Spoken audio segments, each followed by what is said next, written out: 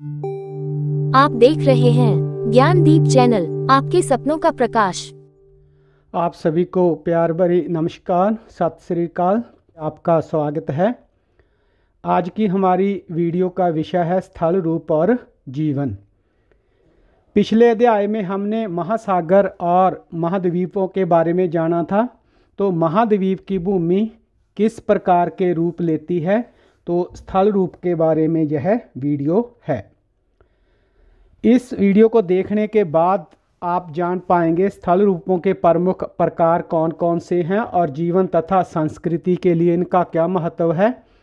प्रत्येक स्थल रूप के साथ संबंधित जीवन की क्या क्या चुनौतियां एवं अवसर हैं और पर्वत, जंगल और समुद्र तट जैसे स्थल रूप विभिन्न जीवों और वनस्पतियों के जीवन को कैसे प्रभावित करते हैं। स्थल रूप शब्द का अर्थ होता है किसी स्थान का रूप या रूपरेखा। यह शब्द सामान्यतः किसी स्थल की भौगोलिक संरचना, इसके प्राकृतिक रूप जैसे कि पर्वत, नदियाँ, वन, मैदान आदि को दर्शाने के लिए प्रयोग किया जाता है। अन्य स्तनधारी जीवों के समान मानव भी धरती पर निवास करता है। जैसा कि देखा गया है, भूमि के अनेक रूप और विशेषताएं हैं। एक क्षेत्र से दूसरे क्षेत्र में इसका स्वरूप परिवर्तित हो जाता है। मान लीजिए आप झारखंड के छोटा नागपुर से सड़क द्वारा यात्रा कर रहे हैं और उत्तर प्रदेश के प्रयागराज पहुंचते हैं और फिर उत्तराखंड में अल्मोड़ा तक जाते हैं। इस रास्ते में आप अलग अलग दृश्य भूमि यानी कि लैंडस्केप को देखेंगे। वास्तव में आपको 3 प्रकार के स्थल रूप दिखाई देंगे। पृथ्वी की सतह पर मौजूद आकृतियों को स्थल रूप या स्थलाकृति कहते हैं। ये आकृतियाँ जमीन की ऊंचाई या फिर निचाई के कारण बनती हैं। स्थल रूप पृथ्वी की सतह का एक भौतिक स्वरूप है। स्थल रूप लाखों वर्षों में आकार लेते हैं और पर्यावरण तथा जीवन के साथ इनका महत्वपूर्ण संबंध है। इन्हें व्यापक रूप से 3 श्रेणियों में बांटा जा सकता है: पर्वत, पठार और मैदान। इन स्थल रूपों में विभिन्न प्रकार की जलवायु और अलग अलग प्रकार के पेड़ पौधे तथा जीव जंतु पाए जाते हैं। मानव ने सभी स्थल रूपों के अनुरूप स्वयं को ढाला है, किंतु विभिन्न प्रकार के स्थल रूपों पर रहने वाले लोगों की संख्या विश्व भर में भिन्न भिन्न होती है। सबसे पहला स्थल रूप पर्वत। पर्वत वे स्थल रूप हैं जो आसपास की भूमि से कुछ अधिक ऊंचाई पर होते हैं। इन्हें चौड़े आधार, खड़ी ढलान और संकरे शिखर चोटियों के कारण पहचाना जा सकता है। कुछ पर्वत अपनी अधिक ऊंचाई के कारण हिम से ढके होते हैं। ग्रीष्म ऋतु में कम तुंगता के कारण हिम पिघल जाती है और जल में बदलने के बाद नदियों में पहुंचती है। बहुत अधिक ऊंचाइयों पर हिम कभी नहीं पिघलती और ये पर्वत स्थायी रूप से हिम से ढके होते हैं। कम ऊंचाई वाले अन्य ऊंचे स्थान जहां कम खड़ी चढ़ाइयां और गोल आकार के शीर्ष होते हैं, उन्हें पहाड़ी कहते हैं। पर्वत विभिन्न आकारों और ऊंचाइयों के हो सकते हैं, छोटे पहाड़ियों से लेकर विशाल पर्वत श्रृंखलाओं तक। दुनिया का सबसे ऊंचा पर्वत माउंट एवरेस्ट है, जिसकी ऊंचाई 8,849 मीटर है। यह हिमालय पर्वत श्रृंखला में स्थित है। पर्वतों का निर्माण पृथ्वी की टेक्टोनिक्स प्लेटों की गति के कारण होता है। जब ये प्लेटें आपस में टकराती हैं या एक दूसरे के नीचे खिसकती हैं तो पृथ्वी की सतह ऊपर उठ जाती है और पर्वतों का निर्माण होता है। पर्वत न केवल प्राकृतिक सुंदरता का प्रतीक हैं, बल्कि ये कई महत्वपूर्ण कार्यों को भी पूरा करते हैं। ये नदियों के स्रोत होते हैं और जलवायु को प्रभावित करते हैं। पर्वत विभिन्न प्रकार के होते हैं, जैसे कि वलित पर्वत जैसा कि हिमालय है, ब्लॉक पर्वत या ज्वालामुखी पर्वत जैसा कि माउंट फूजी है, और अवशिष्ट पर्वत। दुनिया भर की विभिन्न चोटियाँ, ऊंचे पर्वतों की कुछ तस्वीरें आप देख सकते हैं। यह है माउंट एवरेस्ट, माउंट अंकोकागुआ, और ये है माउंट किलिमंजारो अफ्रीका में है, और यह है माउंट ब्लॉक। इसके बाद अगली तस्वीर हिमालय पर्वत श्रेणी से कंचनजुंगा, और उसके बाद अनाईमुड़ी जो कि केरला में है, और हुआना पिच्चू और इसके बाद K2। विश्व के अधिकांश पर्वतों को पर्वत श्रृंखलाओं के रूप में वर्गीकृत किया गया है, जैसे एशिया में हिमालय, यूरोप में एल्पस तथा दक्षिण अमेरिका में एंडीज। इनमें से कुछ श्रृंखलाएं हजारों किलोमीटर तक फैली हुई हैं। एक पर्वत श्रृंखला में विभिन्न ऊंचाई के पर्वत हो सकते हैं, जिनमें कुछ शिखर बहुत ऊंचे भी हो सकते हैं। कुछ पर्वत श्रृंखलाएं लगभग निरंतर होती हैं, जबकि कुछ में घाटियां या दर्रे होते हैं जो इन्हें अलग करते हैं। पर्वत श्रृंखलाएं विभिन्न भूवैज्ञानिक प्रक्रियाओं द्वारा बनती हैं, लेकिन पृथ्वी पर अधिकांश टेक्टोनिक्स का परिणाम है। माउंट एवरेस्ट जो कि नेपाल और तिब्बत के बीच सीमा पर स्थित है, और कंचनजंगा जो कि भारत के सिक्किम राज्य और नेपाल के बीच में है, हिमालय पर्वत की सबसे ऊंची चोटियां हैं। एंडीज पर्वत श्रृंखला दक्षिण अमेरिका की है और इसकी सबसे ऊंची चोटी माउंट अंकोकागुआ है। पूर्वी अफ्रीका में माउंट किलिमंजारो एक पृथक पर्वत है जो किसी भी पर्वत श्रृंखला से संबंधित नहीं है। पश्चिमी यूरोप में माउंट ब्लॉक एल्पस का सबसे ऊंचा पर्वत है। अनाईमुड़ी केरल में है, इसे अनाई शिखर भी कहते हैं। यह दक्षिण भारत का सबसे ऊंचा पर्वत है। तस्वीर में आप चोटियां देख सकते हैं, उनकी ऊंचाई के अनुसार सबसे ऊंची माउंट एवरेस्ट, उसके बाद है जी ये कंचनजंगा, इसके बाद अंकोकागुआ, इसके बाद किलिमंजारो, इसके बाद माउंट ब्लॉक यूरोप की और केरल की अनाईमुड़ी। हिमालय जैसे ऊंचे और नुकीली चोटियों वाले पर्वत अपेक्षाकृत नवीन हैं, जिसका अर्थ है कि पृथ्वी के इतिहास में ये हाल ही में निर्मित पर्वत हैं, किंतु फिर भी इन्हें बने हुए लाखों वर्ष हो चुके हैं। कुछ छोटे और अधिक गोलाकार पर्वत और पहाड़ियाँ जैसे कि अरावली श्रृंखला यह काफ़ी पुरानी है और अपरदन के कारण ये गोल आकार की हो गई है। पुरानी पर्वत श्रृंखलाओं की चोटियां अक्सर गोल और कम ऊंची होती हैं, क्योंकि वे लंबे समय से क्षरण की प्रक्रियाओं से गुजरती हैं। जैसा कि हिमालय के साथ हुआ, उन्नयन और अपरदन आज भी चल रहा है। हिमालय की ऊंचाई आज भी बढ़ रही है। पर्वतीय प्रवेश कैसा होता है? पर्वतीय प्रवेश का अर्थ है पर्वतों के आसपास का वातावरण या परिस्थितियाँ। इसमें पर्वत, उनकी ढलानें, घाटियाँ, जलवायु, वनस्पति, जीव जंतु और मानव गतिविधियाँ सब कुछ शामिल होता है, जो पर्वतीय क्षेत्रों की विशेषताएं होती हैं। पर्वतों की ढलानों पर प्राय एक प्रकार के वन होते हैं, जिन्हें पर्वतीय वन कहते हैं, और यहाँ शंकुधारी वृक्ष जैसे पाइन, फर, स्प्रूस, देवदार आदि सामान्य रूप से पाए जाते हैं। इन पेड़ों की ऊंचाई अधिक होती हैं और ये शंकुकार के होते हैं तथा इनकी पत्तियां पतली और नोकदार होती हैं। अधिक ऊंचाई पर पेड़ों की जगह घास, काई और लाइकन उग आते हैं। पर्वतों में घने वन, बहती नदियां, झीलें, घास के मैदान और कंदराएं अनेक प्रकार के जीवों को आश्रय देते हैं, जैसे कि golden eagle, peregrine falcon, Canadian lynx, हिम तेंदुआ, आइबैक्स, हिमालयन ताहर, पर्वतीय खरगोश, याक, ग्रे फॉक्स, भालू और बहुत से अन्य प्राणी इन पर्वतीय प्रवेश में रहते हैं। पर्वतीय प्रवेश में रहने वाले कुछ पशु पक्षियों की तस्वीरें, ये है भालू, उसके बाद तेंदुआ, याक और ग्रे फॉक्स। इसके अलावा पर्वतीय प्रवेश में मिलता है जी खरगोश, जिसे पहाड़ी खरगोश भी कहते हैं, कनेडियन लिंक्स, पेरेग्रिन फॉल्कन और गोल्डन ईगल, सुनहरी बाज। कम से कम 1500 वर्ष पूर्व प्राचीन भारत के महान कवि कालिदास के काव्य से 2 श्लोक जहां पर दिए गए हैं, जिनका काव्य ग्रंथ कुमार संभव हिमालय की स्तुति से ही आरंभ होता है, जहां उन संस्कृत श्लोकों का सरल हिंदी अनुवाद दिया गया है। पहले श्लोक का अनुवाद है, भारत के उत्तरी भाग में देवता सदृश पूजनीय हिमालय का नाम पर्वतों का राजा है, जो पश्चिम से लेकर पूर्वी समुद्र तक फैला हुआ है। देखकर ऐसा लगता है मानो वह पृथ्वी को नापने का दंड है। तो प्यारे बच्चों, इस श्लोक में जो दिया गया है कि पश्चिम से पूर्वी समुद्र तक, इससे क्या तात्पर्य है? पाठ पुस्तक के अध्याय 5 का दूसरा चित्र, क्या आप उसमें पर्वतों के देवता की स्थिति को दिखा सकते हैं? तो पश्चिम से पूर्व तक का अर्थ है बच्चों भारत का पश्चिमी समुद्र यानी अरब सागर से लेकर पूर्वी समुद्र यानी कि बंगाल की खाड़ी तक का क्षेत्र। चित्र 5.2 में हिमालय पर्वत श्रृंखला का मानचित्र है और पर्वतों के देवता की अवधारणा हिमालय के उन शिखरों से जुड़ी हुई है जिन्हें पवित्र माना जाता है।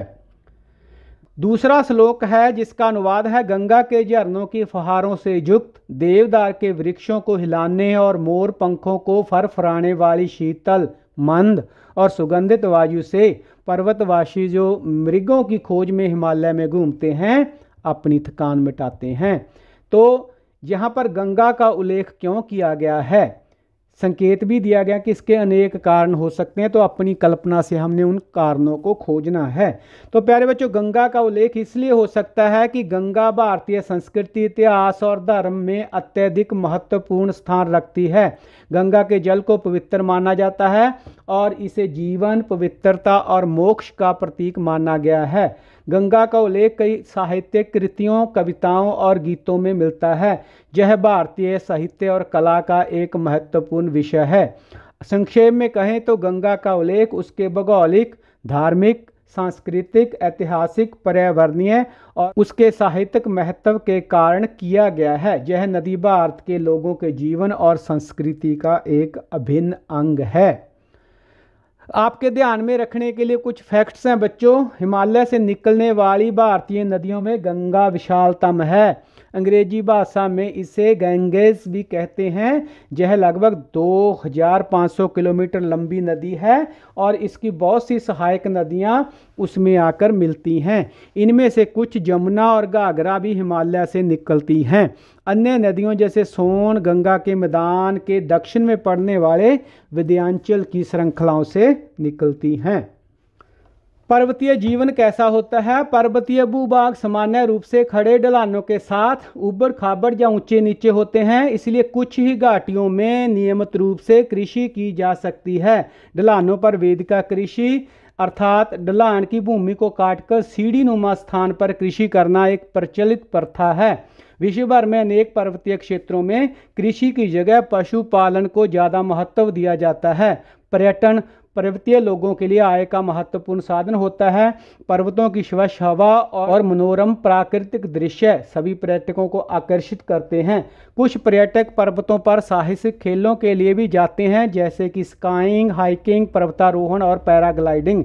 अनेक शताब्दियों से लोग पवित्र स्थलों की तीर्थ यात्रा पर जाने के लिए पर्वतों की यात्राएं करते रहे हैं, परंतु बहुत सारे पर्यटकों के एक साथ आने से पर्वतों के पर्यावरण पर दबाव पड़ता है। प्राय इसमें सही संतुलन बनाए रखना कठिन हो जाता है। ध्यान में रखने के लिए फैक्ट्स हैं बच्चों। बछेंद्री पाल ने बहुत कम आयु में पर्वतारोहण आरंभ किया और उन्होंने अनेक महिलाओं द्वारा किए जाने वाले पर्वतारोहण अभियानों का नेतृत्व किया। बछेंद्री पाल 1984 में माउंट एवरेस्ट पर चढ़ने वाली प्रथम भारतीय महिला थी। इसके लिए उन्हें पद्मश्री का अवार्ड मिला और फिर उसके बाद पद्म भूषण से भी सम्मानित किया गया। अरुणिमा सिन्हा जब 31 वर्ष की थी तब एक दुर्घटना में उन्होंने अपना पैर गंवा दिया। बछेंद्री पाल के प्रोत्साहन और प्रशिक्षण में 2013 में उन्होंने माउंट एवरेस्ट पर चढ़ाई की। इसके बाद उन्होंने सभी महाद्वीपों की सबसे ऊंची चोटियों पर भी चढ़ाई की। अंटार्कटिक की माउंट विल्सन सहित इन उपलब्धियों पर उन्हें 2015 में पद्मश्री से सम्मानित किया गया।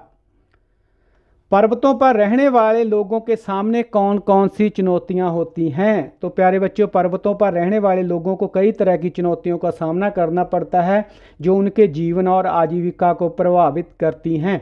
पर्वतीय क्षेत्र अक्सर दुर्गम होते हैं जहां सड़कें और अन्य बुनियादी ढांचे का निर्माण करना मुश्किल होता है। इससे परिवहन, व्यापार और अन्य गतिविधियों में बाधा आती है।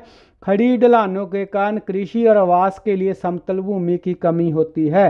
पर्वतीय क्षेत्रों में अक्सर कठोर जलवायु होती है जहां ठंड, बर्फबारी और तेज हवाएं चलती हैं। इससे कृषि, पशुपालन और अन्य गतिविधियों पर असर पड़ता है।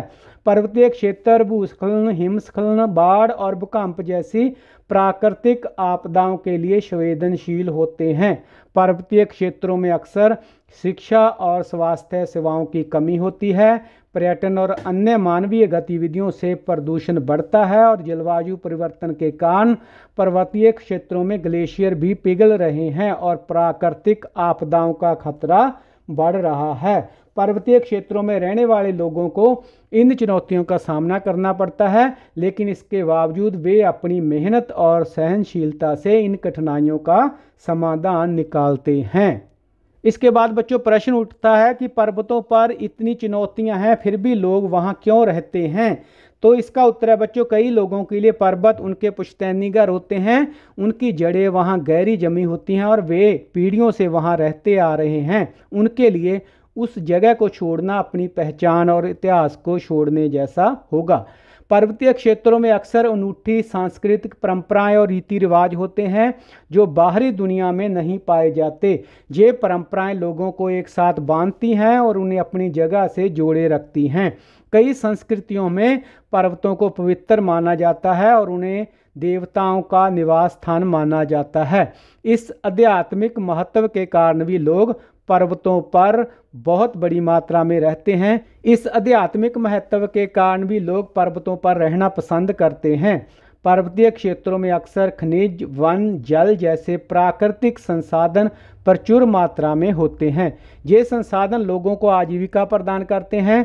कई पर्वतीय क्षेत्र पर्यटन के लिए प्रसिद्ध हैं, जो स्थानीय लोगों के लिए आय का एक महत्वपूर्ण स्रोत है। पर्वतीय क्षेत्रों का प्राकृतिक सौंदर्य न केवल दर्शनीय होता है बल्कि यह जीवन के अन्य पहलुओं को भी प्रभावित करता है, समृद्ध करता है। लोग शांत वातावरण, स्वच्छ हवा और सुंदर दृश्यों के लिए वहां रहना पसंद करते हैं।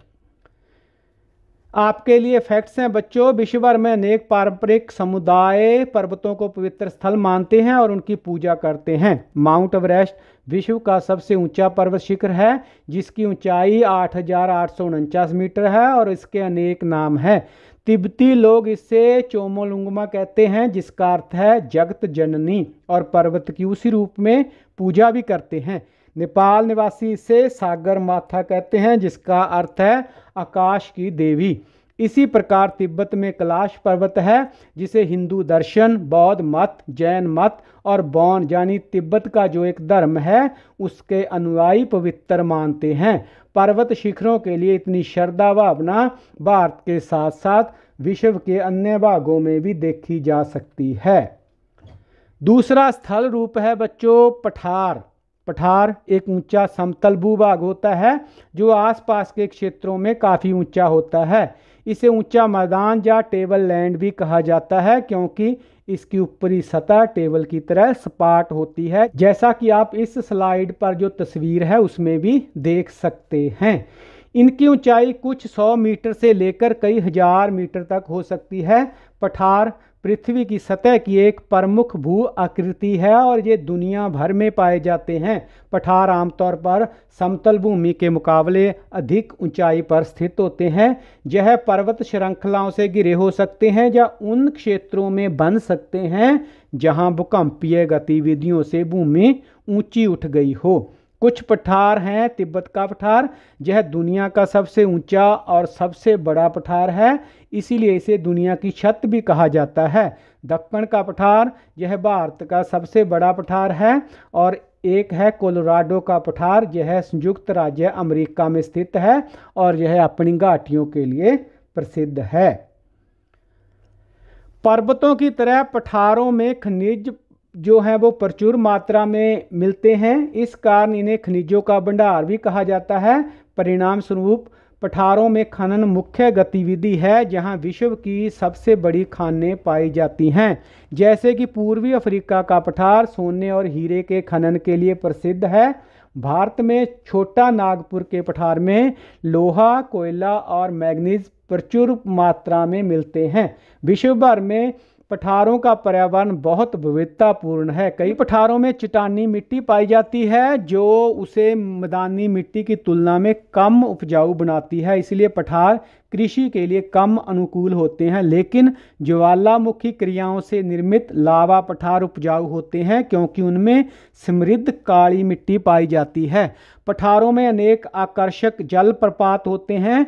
दक्षिण अफ्रीका में स्थित जम्बेजी नदी पर विक्टोरिया जलप्रपात, छोटा नागपुर में स्वर्ण नदी पर जो प्रपात है हुंडरू जलप्रपात, और पश्चिमी घाट में शरावती नदी पर जोग जलप्रपात, ऐसे ही कुछ जलप्रपात हैं। चेरापूंजी मेघालय के पठार में नहला कालिकाई जलप्रपात 340 मीटर की ऊंचाई से गिरता है। ध्यान में रखने योग्य फैक्ट्स, तिब्बत के पठार की औसत ऊंचाई 4500 मीटर है, जिसके कारण इसे विश्व की छत का नाम दिया गया है। पूर्व से पश्चिम तक यह लगभग 2500 किलोमीटर लंबा पठार है, अर्थात चंडीगढ़ से लेकर कन्याकुमारी की दूरी जितना। मध्य और दक्षिण भारत में दक्कन का पठार विश्व के सबसे पुराने पठारों में से एक है, जो कई लाख वर्ष पहले ज्वालामुखी की सक्रियता के कारण बना था। तीसरा स्थल रूप मैदान। मैदान एक समतल भूभाग होता है जिसकी ऊंचाई आसपास के क्षेत्रों में कम होती है। यह एक विस्तृत सपाट या लगभग सपाट क्षेत्र होता है जिसमें ऊंचाई से ज़्यादा अंतर नहीं होता। मैदान पृथ्वी की सतह का एक महत्वपूर्ण हिस्सा है और विभिन्न भौगोलिक क्षेत्रों में पाए जाते हैं। इसमें कोई ऊंची पहाड़ियां या गहरी घाटियां नहीं पाई जाती। सामान्यतः मैदान की ऊंचाई समुद्र तल से 300 मीटर से अधिक नहीं होती। पर्वत श्रृंखलाओं से निकलने वाली नदियों की बाढ़ से निर्मित ये समतल भूमि है, जहां नदियां रेत, चट्टान के कणों और गाद को लाकर एकत्रित करती हैं, जिससे तलछट भी कहा जाता है। नदियां इन तलछटों को अपने साथ बहाकर समतल भूमि में लाकर जमा कर देती हैं और मिट्टी को उपजाऊ बनाती हैं। फलस्वरूप ये मैदान सभी प्रकार की फसलों को उपजाने के लिए उपयुक्त होते हैं। इस प्रकार के भूभागों में लोगों का मुख्य आर्थिक व्यवसाय कृषि होता है। मैदान विभिन्न प्रकार की वनस्पतियों और जीव जंतुओं का भी भरण पोषण करते हैं। हजारों वर्ष पहले आरंभिक सभ्यताएं नदियों के उपजाऊ मैदानों के आसपास ही विकसित हुई थी। हमारे समय में भी विश्व की ज़्यादातर जनसंख्या मैदानों में ही निवास करती है। भारत की कुल जनसंख्या का 1/4 यानी कि लगभग 40-45 करोड़ की जनसंख्या भारत के गंगा के मैदान में रहती है।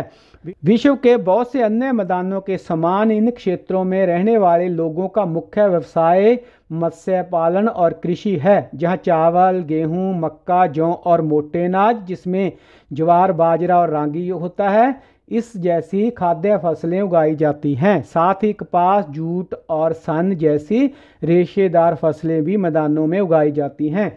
परंपरागत कृषि मुख्यतः वर्षा पर निर्भर होती है, अर्थात वर्षा जल से फसलों को जल मिलता है, किंतु पिछले कुछ वर्षों में दशकों में नहरों का जाल बिछने से और भूमिगत जल को पंप द्वारा निकालकर खेतों की सिंचाई करने का प्रचलन बहुत बड़ा है।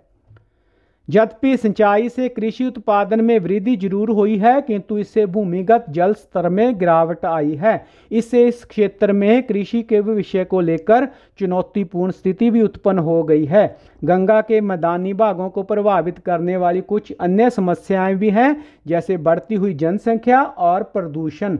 चाहे पर्वत हो या मैदान, विश्व में बहने वाली नदियां बहुत से सांस्कृतिक मूल्यों का वहन करती हैं। भारत में इन स्थानों पर बहुत से त्योहार, समारोह और धार्मिक कृत्य किए जाते हैं। मैदान में हल्की ढलान होती है, अंततः वहां नदी में नौका संचालन सुगम होता है और इससे बहुत सी आर्थिक गतिविधियों को भी सहायता मिलती है। पहले लोग एक स्थान से दूसरे स्थान पर जाने के लिए नदी मार्ग का ही व्यापक रूप से प्रयोग करते थे। आज भी गंगा के किनारे ऐसे कई स्थान हैं जहां लोग आने जाने के लिए नौकाओं का ही प्रयोग करते हैं। स्थल रूप मरुस्थल। इस अध्याय में हमने पूरी पृथ्वी के 3 प्रमुख स्थल रूपों के बारे में समझा, परंतु इसका स्वरूप जटिल है और विशेषज्ञ प्राय कुछ और स्थल रूपों के बारे में भी बताते हैं। इनमें से एक स्थल रूप मरुस्थल है। यदा कदा वर्षा प्राप्त करने वाले मरुस्थल व्यापक व दूर दूर तक शुष्कता का फैलाव लिए होते हैं। उनमें वनस्पति जगत और प्राणी जगत विलक्षण ही होते हैं। कुछ मरुस्थल गर्म होते हैं, जैसे कि अफ्रीका का सहारा, और भारतीय उपमहाद्वीप के उत्तर पश्चिम का थार मरुस्थल। कुछ अन्य मरुस्थल ठंडे हैं, जैसे कि एशिया का गोबी मरुस्थल। कुछ विशेषज्ञ अंटार्कटिक महाद्वीप को भी मरुस्थल ही मानते हैं।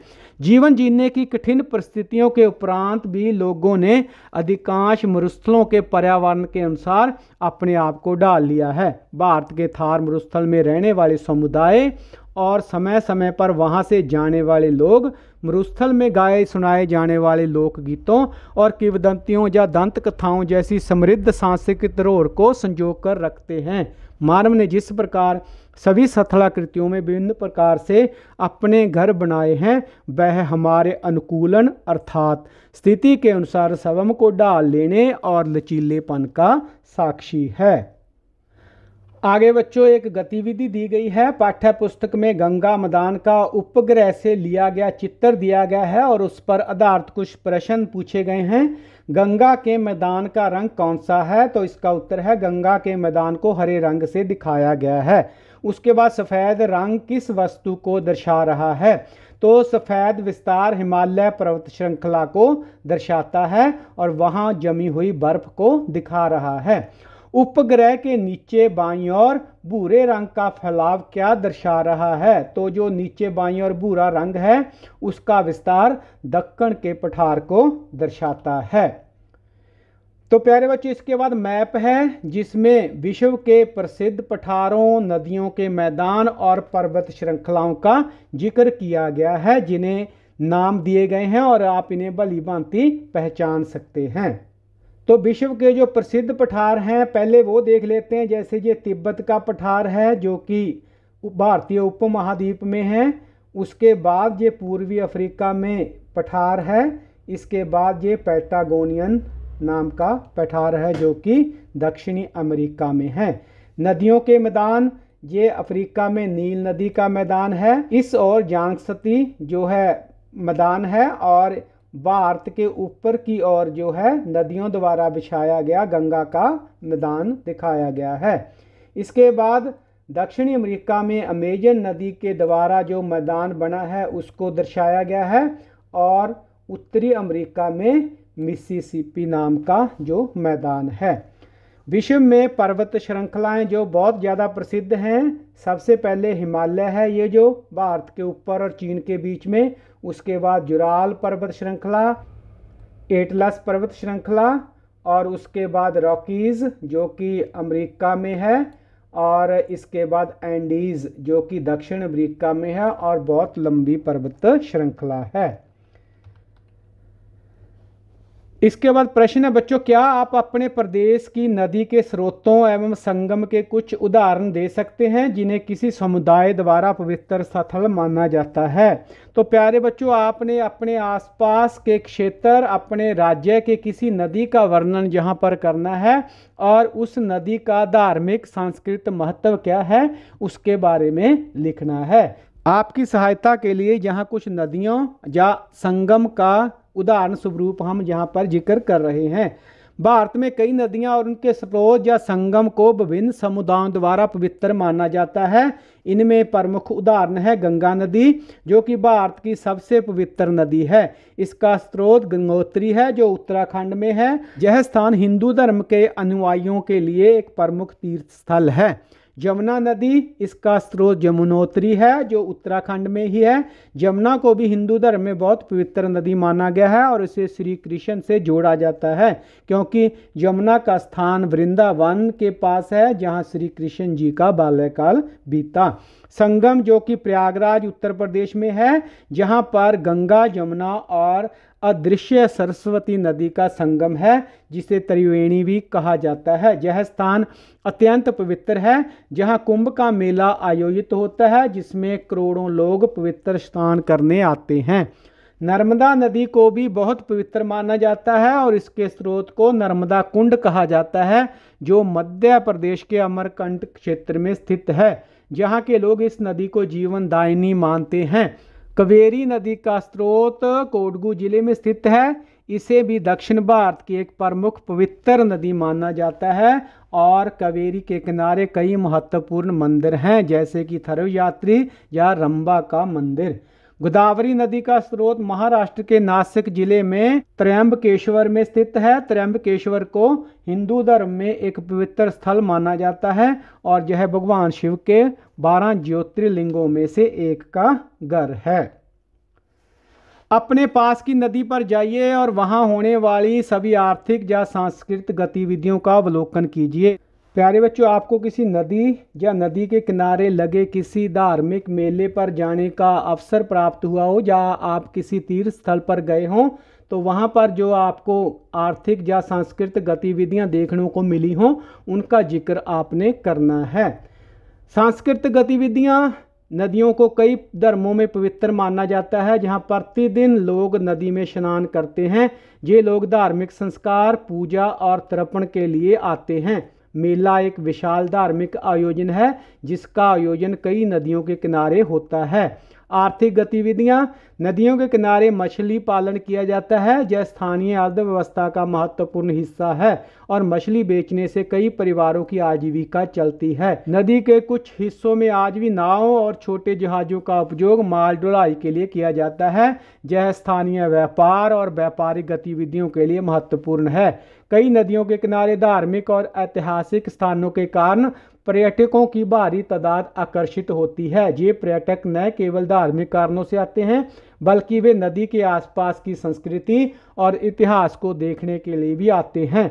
इस पर्यटन से होटल, दुकानें और परिवहन सेवाएं आर्थिक लाभ प्राप्त करती हैं। इन सभी गतिविधियों का अवलोकन करके आप आर्थिक और सांस्कृतिक विभिन्न पहलुओं को समझ सकते हैं। भारत के कुछ लोकप्रिय पर्यटन स्थलों के नाम बताइए और साथ ही पहचानिए कि वे पर्यटन स्थल किस प्रकार के स्थल रूप हैं। तो भारत में अनेक विविधतापूर्ण समृद्धि से भरे पर्यटन स्थल हैं और जिन्हें विभिन्न प्रकार के स्थल रूपों के अंतर्गत देखा जा सकता है। ताजमहल आगरा, जिसका स्थल रूप मैदान है। ताजमहल एक विश्व धरोहर स्थल है। इसे मुगल सम्राट शाहजहां ने अपनी पत्नी मुमताज की याद में बनवाया था। जयपुर राजस्थान, जिसका स्थल रूप मरुस्थल है जहां पर आमेर किला, हवा महल, सिटी पैलेस और जल महल जैसे ऐतिहासिक स्थल देखने को मिलते हैं। गंगोत्री, जो कि उत्तराखंड में है, जिसका स्थल रूप पर्वतीय है। यह गंगा नदी का स्रोत है और हिंदू धर्म में एक प्रमुख पवित्र तीर्थ स्थल है। गोवा के समुद्री तट, जिसका स्थल रूप समुद्री तट है। गोवा अपने सुंदर समुद्री तटों, जल क्रीड़ा और नाइट लाइफ के लिए प्रसिद्ध है। केरल के बैक वाटर, जिसका स्थल रूप जल मार्ग और लैगून है। केरल के बैक वाटर एक खूबसूरत जल मार्ग है जहां लोग हाउस बोट में सफ़र कर सकते हैं। काजीरंगा राष्ट्रीय उद्यान, जो कि असम में है, जिसका स्थल रूप है वन्य जीव अभयारण्य। यह राष्ट्रीय उद्यान एक सींग वाले गैंडे के लिए प्रसिद्ध है और इसे यूनेस्को ने विश्व धरोहर स्थल का दर्जा दिया है। कश्मीर की वादियाँ, जिसका स्थल रूप है पर्वतीय। कश्मीर अपनी अद्भुत प्राकृतिक सुंदरता और पहाड़ों के लिए जाना जाता है जहां डल झील और गुलमर्ग प्रमुख आकर्षण के केंद्र हैं। तो बच्चों, इस पाठ से हमने सीखा कि स्थल रूप 3 प्रकार के होते हैं: पर्वत, पठार और मैदान। उनकी भौतिक विशेषताएं और पर्यावरण बहुत अलग अलग प्रकार के होते हैं। ऐतिहासिक समय से लोगों द्वारा किए जाने वाले क्रियाकलाप उस स्थल रूप से संबंधित होते हैं जिसमें वे निवास करते हैं। ये स्थल रूप विश्व की संस्कृति के अभिन्न भाग हैं। विशेष रूप से भारतीय संस्कृति विविध प्रकार से उन्हें मनाती रही है। प्रत्येक स्थल रूप विभिन्न प्रकार की चुनौतियों के साथ साथ अवसरों को भी प्रदान करता है।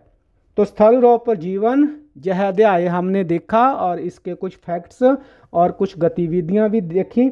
इसके बाद प्रस्तुत है स्थल रूप और जीवन अध्याय पर आधारित प्रश्न और उनके उत्तर। आपका कस्बा या गांव या नगर किस प्रकार का स्थल रूप है? इस अध्याय में बताई गई विशेषताओं की कौन सी विशेषताएं आप अपने आसपास देखते हैं? तो प्यारे बच्चों, तीनों स्थल रूपों में से आप किसी एक स्थल रूप में रहते होंगे, जैसे कि पर्वत, पठार या फिर मैदान। तो सबसे ज़्यादा आबादी हमारी जो है मैदान में रहती है, तो उसी हिसाब से इस प्रश्न का उत्तर तैयार किया गया है। अगर आप पर्वतीय क्षेत्र में रहते हैं तो वहाँ का जो जीवन है उसके अनुसार, उस परिवेश के अनुसार आपने इसका उत्तर देना है। अगर हम हरियाणा, पंजाब, उत्तर प्रदेश, बिहार या मध्य भारत के किसी स्थान की बात करें तो यह मैदान क्षेत्र यानी कि प्लेन्ड लैंडफॉर्म है। यह क्षेत्र जिन विशेषताओं के लिए जाना जाता है वह है कृषि, जहाँ पर जो कृषि का कार्य प्रमुख रूप से होता है, गेहूं, चावल और अन्य फसलों की खेती होती है, और नदियों के पास मैदानों में जो नदियां बहती हैं जो कि सिंचाई का एक महत्वपूर्ण साधन है। बसावट और विकास, मैदानी क्षेत्र में शहरीकरण और उद्योगों के लिए जो है उपयुक्त वातावरण होता है, यहाँ पर कस्बे और गांव का भी अच्छा विकास होता है। इन क्षेत्रों का मौसम स्थिर होता है जो कृषि और अन्य गतिविधियों के लिए अनुकूल होता है। मैदानी क्षेत्रों में सड़क और परिवहन का बहुत अच्छा नेटवर्क होता है जो विभिन्न स्थानों को जोड़ता है। आप अपने आसपास की इन विशेषताओं का अवलोकन करके, अपने सहपाठियों से चर्चा करके, अपने शिक्षकों के साथ चर्चा करके इस प्रश्न का उत्तर अपने परिवेश के अनुसार लिख सकते हैं। इसके बाद प्रश्न, भारत के कुछ प्रसिद्ध तीर्थ स्थलों की सूची बनाइए और यह भी लिखिए कि वे कौन से स्थल रूप के अंतर्गत आते हैं। तो भारत के कुछ प्रसिद्ध तीर्थ स्थल हैं वृंदावन जो कि उत्तर प्रदेश में है, इसका स्थल रूप है नदी तट। यह स्थान यमुना नदी के तट पर स्थित है और श्री कृष्ण जी की लीला भूमि के रूप में प्रसिद्ध है। अमरनाथ जो कि जम्मू कश्मीर में है, इसका स्थल रूप है पर्वतीय। यह एक महत्वपूर्ण तीर्थ स्थल है जहां शिव भगवान का प्राकृतिक हिमलिंग स्थित है। रामेश्वरम तमिलनाडु में, जिसका स्थल रूप है द्वीप और समुद्री तट। यह स्थान पवित्र सेतु बंद और हिंद महासागर के तट पर स्थित है और यहाँ रामनाथ स्वामी का मंदिर भी है। अमृतसर पंजाब, जिसका स्थल रूप है मैदान। अमृतसर सिख धर्म का सबसे पवित्र स्थल है। स्वर्ण मंदिर की खूबसूरती और इसकी पवित्रता हर साल लाखों श्रद्धालुओं और पर्यटकों को अपनी ओर आकर्षित करती है। कांचीपुरम तमिलनाडु, स्थल रूप है जिसका मैदान। यह स्थान अपनी ऐतिहासिक और धार्मिक महत्ता के लिए प्रसिद्ध है और यहाँ कई प्राचीन मंदिर स्थित हैं। तिरुपति बालाजी आंध्र प्रदेश, स्थल रूप है पर्वतीय। यह स्थान वेंकटेश्वर मंदिर के लिए प्रसिद्ध है। इसके अलावा बच्चों और भी बहुत सारे तीर्थ स्थल हैं जो भारत में स्थित हैं और उनका भी आप यहाँ जिक्र कर सकते हैं। सही या गलत बताना है। कुछ स्टेटमेंट दी गई हैं। तो हिमालय गोल शिखरों वाली नवीनतम पर्वत श्रृंखला है। यह जो वाक्य है यह गलत है। हिमालय जो है नवीन पर्वत श्रृंखला जरूर है लेकिन यह गोल शिखरों वाली नहीं है। पठार प्राय एक ओर से उठे होते हैं, यह कथन सही है। पर्वत और पहाड़ियाँ एक ही प्रकार के स्थल रूप हैं, यह वाक्य भी ठीक है। पर्वत ऊंचे होते हैं, पहाड़ियाँ कुछ नीची होती हैं लेकिन इन्हें एक ही प्रकार का स्थल रूप माना गया है। भारत में पर्वत, पठार और नदियों में एक ही प्रकार के वनस्पति और प्राणी जगत पाए जाते हैं, तो यह स्टेटमेंट गलत है। पर्वतों पर अलग किस्म के जो है वन होते हैं और वन्य जीवन होता है। इसी प्रकार पठारों और नदियों का जो क्षेत्र है वहाँ पर अलग अलग प्रकार की वनस्पति देखने को मिलती है। गंगा यमुना की सहायक नदी है, यह कथन गलत है क्योंकि गंगा एक प्रमुख नदी है और पाठ में यमुना को इसकी सहायक नदी बताया गया है। मरुस्थल का वनस्पति जगत और प्राणी जगत विलक्षण होता है, यह कथन सत्य है। हिम के पिघलने से नदियों में जल आता है, यह वाक्य भी ठीक है। मैदानों में नदियों द्वारा एकत्रित किए गए तल छट भूमि को उपजाऊ बनाते हैं, यह वाक्य ठीक है। सभी मरुस्थल गर्म होते हैं, यह कथन गलत है क्योंकि एशिया का गोबी मरुस्थल और अंटार्कटिक जिसे कि वैज्ञानिक मरुस्थल ही मानते हैं वह बिल्कुल ठंडे क्षेत्र हैं। इसके बाद बच्चों स्क्रीन के बाईं और दाईं और कुछ शब्द दिए गए हैं, उनका जोड़ा बनाना है, उनका आपस में हमने संबंध देखना है और अगर उनका कोई आपस में संबंध है तो उसका मिलान हमने करना है। जैसे कि माउंट एवरेस्ट जो कि पर्वतारोहण के लिए प्रसिद्ध है। राफ्टिंग यह नदी से संबंधित शब्द है। ऊंट मरुस्थल में होते हैं। पठार तिब्बत का पठार है जिसे विश्व की छत कहा जाता है। गंगा का मैदान धान के खेत इसके लिए प्रसिद्ध है।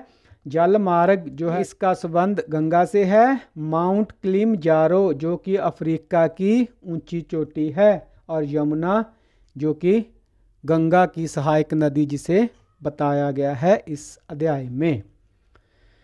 परीक्षा उपयोगी कुछ प्रश्न उत्तर हैं बच्चों। किस पर्वत को हिमालय पर्वतमाला की सबसे ऊंची चोटी माना जाता है? तो इसका उत्तर है माउंट एवरेस्ट। किस पठार को विश्व की छत के नाम से जाना जाता है? तो तिब्बत के पठार को विश्व की छत कहा जाता है। पर्वतीय वनों में किस प्रकार के पेड़ आमतौर पर मिलते हैं? तो शंकुधारी पेड़ पर्वतीय वनों में पाए जाते हैं। उस पर्वत का नाम बताइए जो किसी पर्वतमाला का हिस्सा नहीं है। तो अफ्रीका का जो पर्वत है माउंट किलिमंजारो वह एक अलग पर्वत है और किसी भी पर्वतमाला का हिस्सा वह नहीं है। 3 प्रकार की भू आकृतियों के नाम बताइए। तो जो प्रमुख रूप से 3 भू आकृतियां मिलती हैं वो हैं पर्वत, पठार और मैदान। इसके बाद अफ्रीका के सबसे गर्म रेगिस्तान का नाम बताइए। तो सहारा रेगिस्तान अफ्रीका का सबसे गर्म रेगिस्तान है। प्रारंभिक सभ्यताएं अक्सर मैदानी इलाकों में नदियों के किनारे ही बसी थी, क्यों?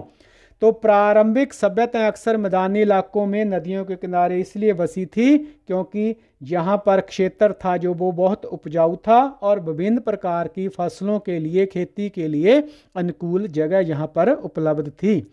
उसके बाद मैदानों पर संक्षिप्त टिप्पणी लिखें। मैदान वे भू आकृतियाँ हैं जिनकी सतह समतल होती है और हजारों साल पहले पहली सभ्यताएं नदियों के आसपास उपजाऊ मैदानों में ही विकसित हुई थी। पठार को परिभाषित करें। तो बच्चों पठार एक भू आकृति है जो आसपास की भूमि से ऊपर उठी होती है और इसकी सतह ज़्यादातर समतल होती है। पठार खनिज भंडारों से भरपूर होते हैं। प्रश्न भू आकृतियों के प्रमुख आकार क्या हैं और जीवन और संस्कृति के लिए उनका क्या महत्व है? तो प्यारे बच्चों भू आकृतियों के प्रमुख आकार पहाड़, पठार और मैदान हैं। जीवन और संस्कृति के लिए उनका महत्व इस प्रकार है। पर्वत या पहाड़ ऊंची भू आकृतियां होती हैं जो सामान्य जमीन से काफ़ी ऊपर उठी होती हैं। इनके शीर्ष बिंदु को शिखर कहा जाता है। पहाड़ आसपास के क्षेत्रों से बहुत ऊंचे होते हैं और पहाड़ों की जो ढलान है वो भी बहुत तीव्र होती है। ये कई प्रकार के होते हैं जैसे वर्तीय पहाड़, हिमालय पर्वत इसका उदाहरण है जो टेक्टोनिक प्लेटों के टकराने से बने हैं। ज्वालामुखी पहाड़ जैसे कि फुजी पर्वत है जो कि ज्वालामुखी गतिविधियों से बने हैं। शरणात्मक पहाड़ जैसे कि अरावली पर्वत जो कटाव और शरण से बने हैं। पहाड़ों का महत्व है बच्चों, पहाड़ों पर प्रदूषण बहुत कम होता है, प्राकृतिक वातावरण शुद्ध होता है। जहां पर सीढ़ी नुमा खेती ढलानों पर सीढ़ियां काटकर की जाती है। अक्सर पहाड़ों में रहने वाले लोगों के लिए पर्यटन एक महत्वपूर्ण आय का स्रोत होता है। ठंडी पहाड़ी हवा और प्राकृतिक सुंदरता कई पर्यटकों को अपनी ओर आकर्षित करती है। दूसरी भू आकृति पठार एक ऊंची भू आकृति होती है जिसका शीर्ष समतल होता है और यह सामान्य जमीन से ऊंचा होता है। पठारों की ढलान एक ओर से तीव्र और दूसरी ओर से समतल हो सकती है। जो पठार भी कई प्रकार के होते हैं। वर्तीय पठार जैसे दक्कन का पठार जो कि टेक्टोनिक प्लेटों के उठने से बना है। ज्वालामुखी पठार जैसे कि कोलंबिया का पठार है जो ज्वालामुखी गतिविधियों से बना है। पठारों का महत्व बच्चों, पठारों पर प्रचुर मात्रा में खनिज मिलते हैं इसलिए विश्व के अधिकांश खनन क्षेत्र पहाड़ी क्षेत्र में ही स्थित हैं। उदाहरण के लिए पूर्वी अफ्रीका सोने और हीरे के खनन के लिए प्रसिद्ध है। भारत के पूर्वी क्षेत्र में छोटा नागपुर में पठार लोहा कोयला आदि के विशाल भंडारों के लिए जाना जाता है। दुनिया भर में पठारी पर्यावरण बहुत विविधतापूर्ण है। पठार कई शानदार जलप्रपातों का भी घर होते हैं। तीसरी जो भू आकृति है मैदान समतल और विस्तृत भू आकृति होती है जो सामान्यतः जमीन के स्तर पर ही होती है। मैदान बहुत ही समतल होते हैं और जहां ऊंचाई में थोड़ी बहुत भिन्नता होती है। मैदान प्राय बहुत उपजाऊ होते हैं और कृषि के लिए बहुत उपयुक्त होते हैं। नदी के मैदान जैसे गंगा जमुना ब्रह्मपुत्र का मैदान जो नदियों द्वारा लाए गए अवसाद से बना है और दूसरा होता है तटीय मैदान जैसे पूर्व तटीय मैदान जो कि समुद्र तट के आसपास होते हैं। जो मैदानों का महत्व हजारों साल पहले पहली जो सभ्यताएं थी वो नदियों के आसपास के उपजाऊ मैदानों में ही विकसित हुई। हमारे समय में भी दुनिया की आबादी का बहुत बड़ा हिस्सा मैदानों में रहता है। कई क्षेत्रों में मैदान बड़े पैमाने पर कृषि कार्य करने के लिए महत्वपूर्ण है। मैदानों की ढलान हल्की होती है, नदी जल परिवहन आसान होता है तथा यह बहुत सारी आर्थिक गतिविधियों को बढ़ावा देता है। इसके बाद प्रश्न, पहाड़ नदी निर्माण में किस प्रकार योगदान देते हैं? यह बाढ़ के मैदानों की उपजाऊ शक्ति को कैसे प्रभावित करता है? तो प्यारे बच्चों, पहाड़ बर्फ और ग्लेशियरों के पिघलने के माध्यम से नदी निर्माण में योगदान देते हैं। पहाड़ी क्षेत्रों में अधिक वर्षा और हिमपात होता है जो नदियों के स्रोत बनते हैं। पहाड़ों की ऊंचाई और ढलान के कारण जल तेजी से बहता है जिससे नदियों का प्रवाह तेज और निरंतर होता है। पहाड़ों से होकर बहने वाली नदियां अपने साथ मिट्टी, रेत और खनिज कण लाती हैं जो आगे चलकर बाढ़ के मैदानों में जमा हो जाते हैं। यह मिट्टी अत्यधिक उर्वर अर्थात उपजाऊ होती है और कृषि के लिए बहुत उपयुक्त होती है। इसके बाद प्रश्न, पर्वतीय वन क्या हैं और वे आमतौर पर कहाँ पाए जाते हैं और वहाँ कौन कौन से जानवर मिलते हैं? तो प्यारे बच्चों, पर्वतीय वन पर्वतीय क्षेत्रों में पाए जाने वाले वनों के प्रकार हैं जिनकी विशेषता पाइन और देवदार जैसे शंकुधारी पेड़ हैं। ये वन आमतौर पर हिमालय और दुनिया भर के अन्य ऊंचाई वाले क्षेत्रों में मिलते हैं। अधिक ऊंचाई पर केवल घास, काई और लाइकन पाए जाते हैं। पर्वतीय क्षेत्रों में जो पाए जाने वाले कुछ विशिष्ट जानवर हैं वे हैं गोल्डन ईगल, पेरेग्रीन बाज, कनेडियन लिंक्स, हिम तेंदुआ, आइबेक्स, हिमालयन ताहर, पहाड़ी खरगोश, जाक, ग्रे लोमड़ी और काला भालू। पहाड़ी क्षेत्रों में रहने वाले लोगों को किन चुनौतियों का सामना करना पड़ता है? अगला प्रश्न है। तो बच्चों, बादल के फटने के कारण स्थानीय क्षेत्र में अचानक बाढ़ आ जाती है जिससे घरों और सड़कों को नुकसान होता है। भूस्खलन के कारण ढलानों से खिसकने वाली मिट्टी और चट्टानें पहाड़ी क्षेत्रों के घरों को नष्ट करती है और उससे सड़कें भी अवरुद्ध होती हैं। पर्वतीय क्षेत्रों में भारी बर्फबारी से सड़कें अवरुद्ध हो जाती हैं, पहुंच सीमित हो जाती है और पर्वतीय क्षेत्रों के मकानों को नुकसान पहुंचता है। तो इस प्रकार की समस्याएं हैं जो पहाड़ी क्षेत्र में रहने वाले लोग फेस करते हैं। तो यह थी बच्चों वीडियो स्थल रूप और वहाँ का जीवन। उम्मीद है वीडियो आपको पसंद आई होगी। वीडियो को देखने के लिए आपका बहुत बहुत धन्यवाद। वीडियो को लाइक और शेयर करना ना भूलें और चैनल को सब्सक्राइब कर लें ताकि जो हम नए वीडियो इसके बाद डालेंगे उनके नोटिफिकेशन भी आपको मिलते रहें। एक बार फिर से आपका बहुत बहुत आभार। सामाजिक अध्ययन के अगले पाठ की वीडियो देखने के लिए नेक्स्ट चैप्टर वीडियो पर क्लिक करें और इस विषय के सभी पाठों के लिए ऑल चैप्टर प्लेलिस्ट पर क्लिक करें। कृपया ज्ञान दीप चैनल को सब्सक्राइब जरूर करें।